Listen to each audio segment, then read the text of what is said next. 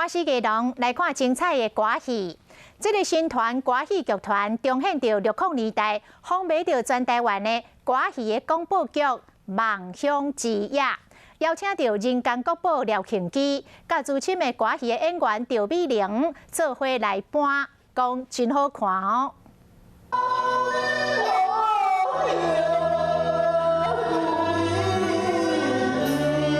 资深的歌戏迷听到舞台顶的演出，一定真有感觉。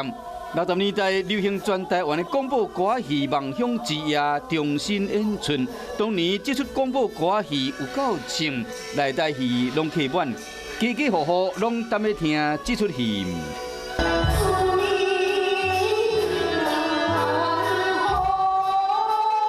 当年上场的角色就是廖庆基扮的韩丽美，国立传统艺术中心这摆甲新团歌戏剧团合作，将这出歌戏重现，佮请来已经85岁廖庆基搬出特殊的稳重角色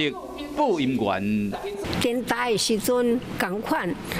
一抓鸡啊，若有10间厝吼，上少还阁有7、8间伫咧听这个电台报告。 这出歌戏的导演刘冠良将广播歌戏的声情之水甲内台戏机关变景的美学风格做结合，其中有一部是落雨的武打剧情，嘛以真水湖景来表现出刀光剑影。舞台的那个大家现场看到的那个感觉，就是他边动我们要边走，还得要边唱，然后大鼓是最辛苦的，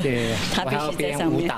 经典戏剧重新上演，其中的爱恨情仇、华丽生死决斗，经过时间的磨练，又有新的表现手法，然后资深的戏迷会使回味，嘛好少年人感受真无同款的传统戏曲。